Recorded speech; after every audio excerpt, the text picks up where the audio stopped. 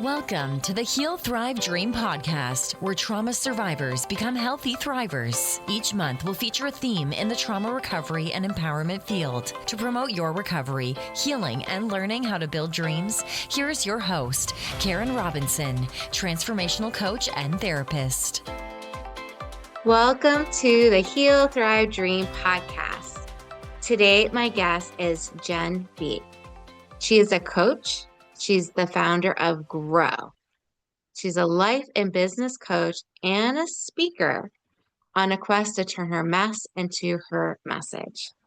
Through her vulnerability and practical coaching, she empowers women to break free, own their worth, and thrive with stoppable confidence. And we're not doing a retake because I just believe in authentic. And if I screwed up your name or something, we would. We're going to just keep rolling. There you go. My audience is used to me being a hot mess. It's part of my message, actually. Who wants to work with somebody who has their shit together 100% of the time? That'd be so boring. I said the answers are in the messy middle. So, yeah. Yes. I am so excited to talk with you today, Jen. Even though we're both tired, I'm still very excited because you are one of the speakers for finding energy after toxic trauma. So first, thank you for being a summit speaker. Welcome. Good. Yeah. And I usually like to ask people, because as I mentioned to you before, my audience is those struggling with complex trauma. It's usually abuse or trauma that happened in childhood, and then again, somewheres across the lifespan. It makes things a little more complicated. They've had some real struggles. Have you yourself had a real struggle? I think most of us have. I definitely have. I think mine, if I had to pinpoint like the first time that, for lack of a better word, I didn't feel enough, or I felt like in a jam, it has to go back to my childhood. Specifically, my parents didn't speak English. Both of my parents are Cuban immigrants, and my father was actually a political prisoner in Cuba. He was incarcerated for 12 years. And that's what led us to the United States. But as a young kiddo, being in a household of three as an only child, very quickly parentified. And so there was some struggle there, feeling alone and yet this immense amount of responsibility. But at my age of 10, my father became permanently disabled. I was daddy's little girl. So I saw my father go from a strong, courageous man to someone that I would lose my first semester in college. And so through that came a good amount of struggle just from the sake of and nobody would get it. Most of the kiddos who I went to school with, that was not the situation. So a lot of aloneness. And for me, aloneness led to coping with food and using that. And then my body, of course, had a reaction because the more I ate, the more weight I put on, which led to a fair amount of bullying growing up and a lot of stories that I would tell myself for about the next 20 years of my life. So I think, again, in some ways, very relatable, but yet for many of us, until we start to come to terms with our story and share it with others, we feel alone. And that's mostly where the pain came from. I really appreciate that vulnerability and sharing. I know that you often speak about hard things, which makes people feel like you're relatable to them. Yeah. Yeah. So it sounds like some generational trauma, and then it sounds like the parentified child thing, that's a huge problem in a lot of families. For those listening who don't understand what that is, can you say a little bit more about that? Yeah, I basically became my family's resource when it came to navigating a lot of different things, whether it was money, whether it was my father's terminal illness. So I felt to a certain degree like I needed to show up as a parental figure for them. And in full transparency, I still feel that way even though my mom's in her 70s. Being the person who's carrying the family forward when, you're not even sure who the heck you are. At the age of 10, it would take a much longer for me to figure out who I was. And so there was this implied sense of responsibility of what this is your job. And my job came with a lot of things that were very uncomfortable. I got to tell you, Karen, I think that for me, the moment where it was like, wow, I'm in this, and it would forever be a thing. It still is, like I mentioned, is when I was at the hospital with my mother and my dad was in ICU. And I remember the social worker coming in and she only spoke English, and my mom only spoke Spanish. So the social worker was explaining to us that they were considering options for my dad to go into hospice. And and most of how I translated or grew up translating is that I would know what the word is, and so I would explain the word, for lack of a better word. So I did not know the English translation for the Spanish translation for hospice because it's not a word I had ever heard Yeah. before at the age of 18. And I remember looking at the social worker and being like, "What does that mean?" And she would described it to me, and to the sense of, okay, I'm gonna lose my dad. This is real. This is raw. Yeah. And I got 2 seconds to sit with this before I need to tell my mother what this woman just said. Not enough time to cope, to roll with it. And as the funeral arrangements happened shortly after, I carried the entire thing, navigating through it, of course, for the first time. And secondly, there was no space for me to grieve or to have an emotion because I had to go do. And that's Right. mostly how I grew up in this fickle situation between money resources being limited and my father's health condition. That was a You long did. explanation, but that's the best I can No. do for Well, helping you people feel into what it might felt like. exactly. And you didn't just define it, you demonstrated it. You gave the concrete example of it. Yeah. So, children shouldn't have to be adults and making adult decisions, Right. especially with really hard stuff or money or take caretaking in general. It Right. happens a lot with immigrant families, I know. Yeah, my daughter's father was an immigrant to the country, so I had a little bit of a front seat there, but he's from Peru. A front seat and just the stuff he had with his family as well.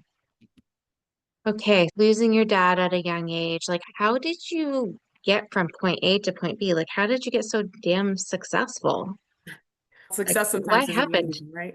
Say that again. I'm sorry. Because success sometimes is an illusion, and so what looks like success may not. Mhm. I think back to a little bit of my immigrant culture as well. I was very quickly taught and reinforced by society that the only way to make it in the United States as somebody who's person of color, a woman, and also happens to be gay, is that I needed to be one step ahead of everybody else.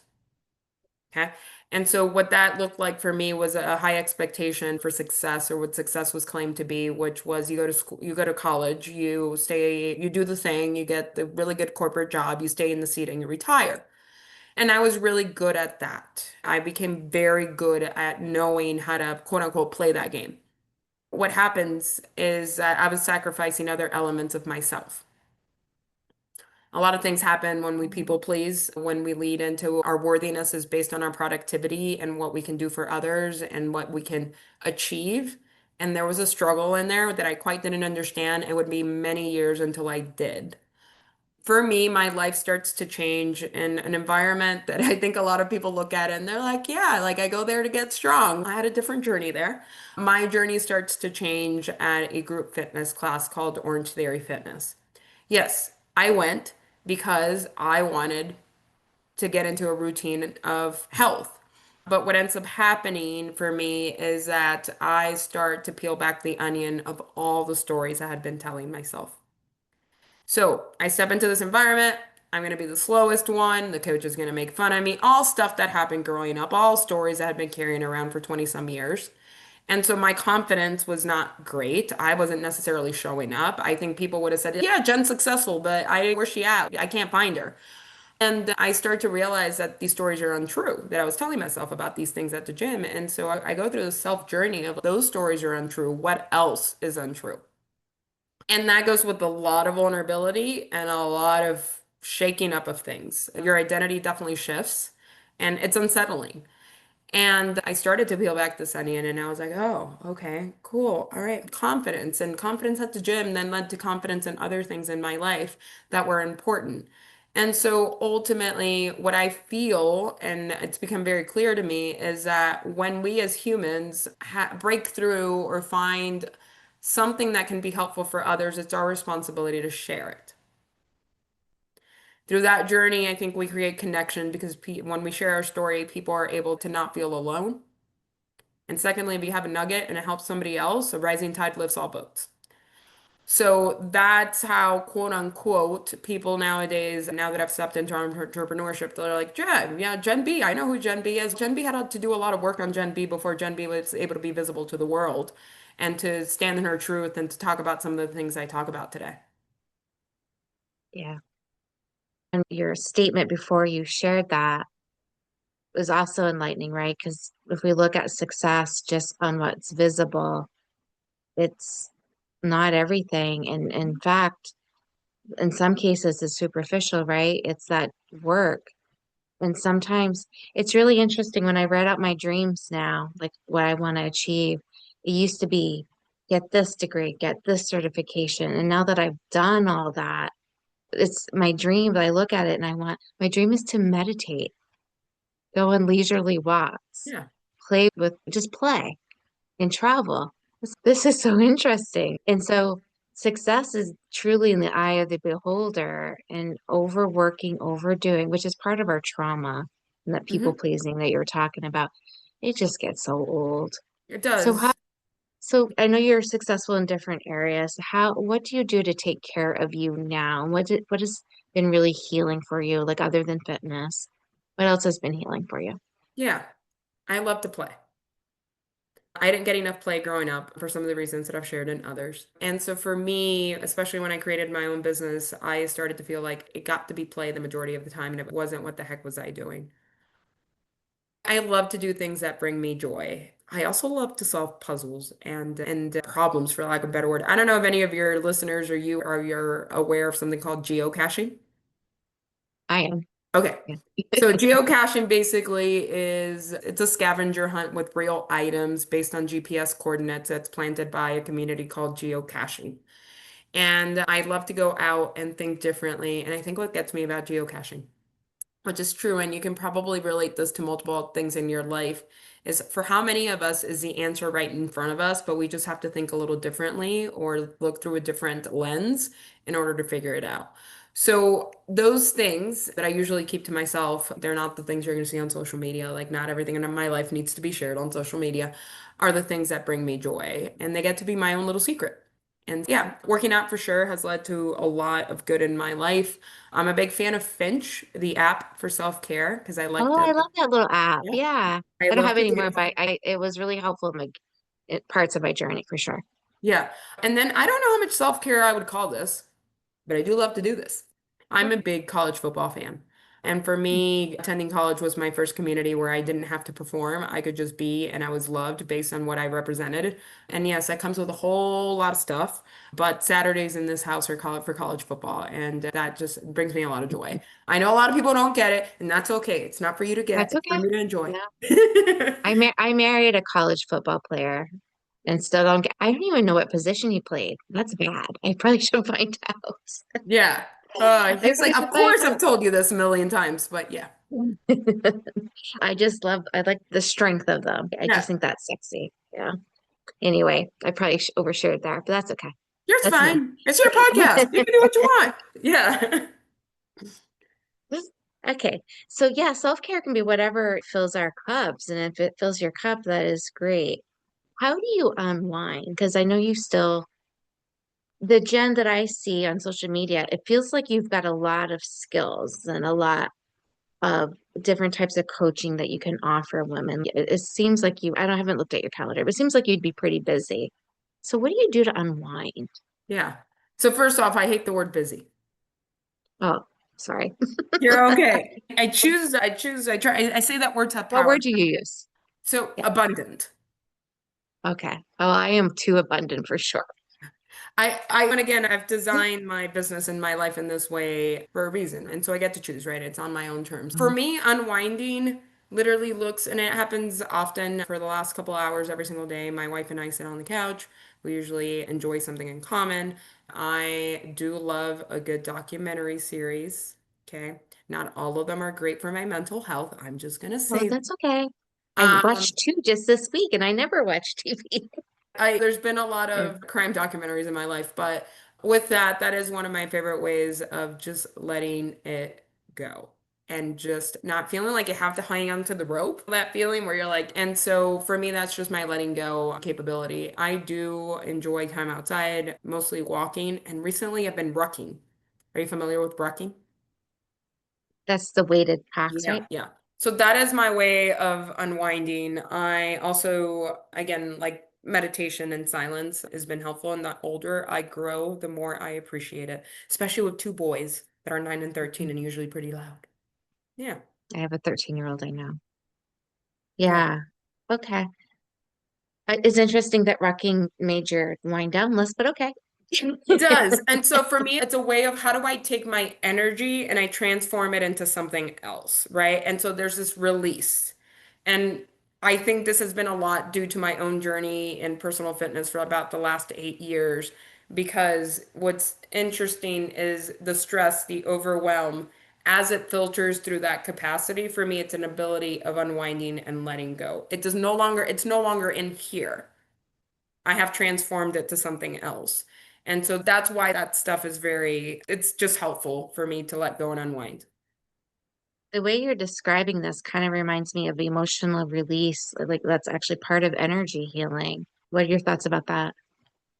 I probably don't know enough about emotional release, but tell me a little bit more. How about you do that and then I can share? It's just let's letting go. Some of us are overthinkers, and some of us we need to sweat out just Yes, anything that we've been feeling and holding on to, just sweating it out. Movement is a huge right. thing with releasing emotion. And also too, when we feel good about our body or whatever, like if whatever little goal we set for ourselves with our workout, that can be really healing energy as well. So it's many things involved with it. Absolutely. And again, this is how I grew my confidence. My whole thing about going to the gym when I first started the journey, which again, and so many times in my life, I'd gone all in to go all out. I tried it for a week and it didn't work. And then all of a sudden wouldn't do the thing for a year. It was the place of these 1% wins. And so oftentimes at the beginning of my journey, I used to say, I'm just going to point the car in the right direction.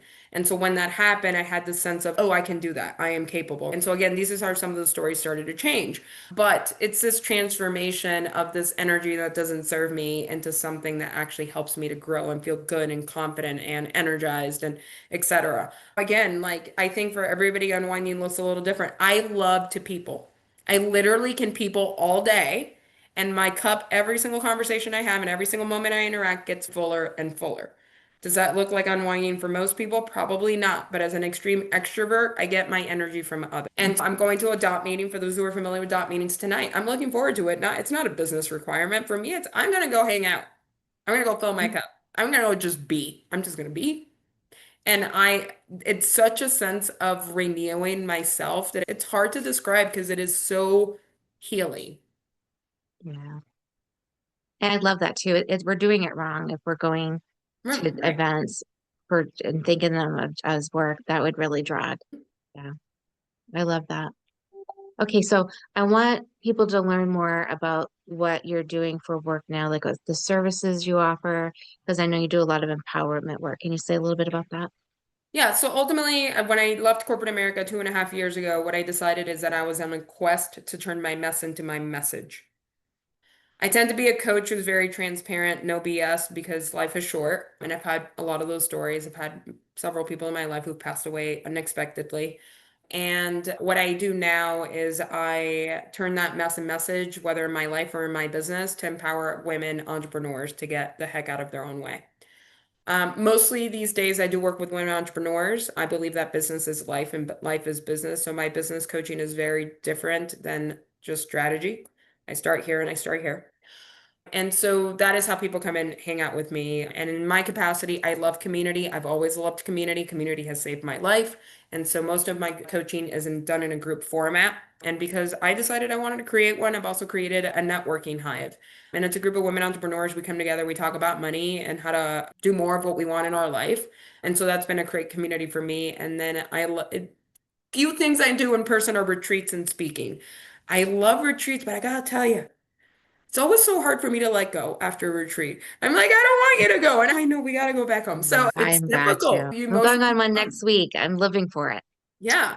You so emotionally bond so quickly. Nothing compares to it. Nothing I feel like I could do virtually could ever compare to it. And yeah, it fills my cup. I usually host 2 of those a year. I love that so much. Yeah, we know someone, I think, in common, Tracy Root. Yeah. She's having a retreat next week for business women leaders, and I'm going on that. Middle of nowhere in California. I can't wait. Seriously. Like I wish it was tomorrow. I'm so excited to Yeah. go. Yeah. Good. Good. That's Amazing. awesome. Okay, so this is my probably my last question. Of course, you can add anything you want towards the end. My question is if there's a woman out there or a man, because I do have a few men who listen, who really is stuck. Like they're just stuck.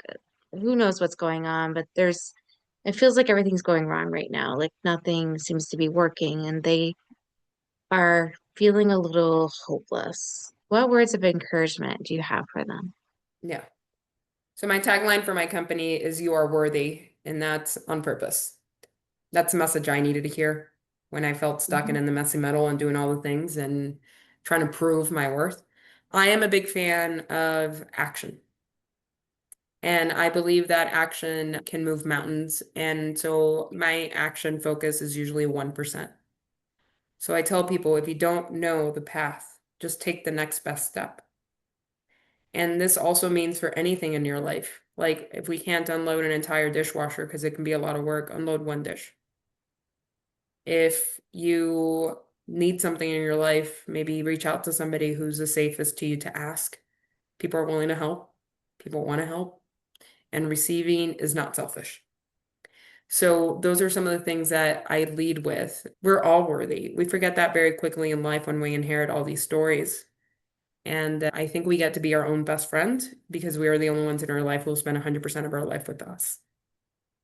So wake up, do your best, be thankful, and ask for help. Yes, for help. That's really important. Yeah. How can women find you? So Or I'm do you work easily with men too?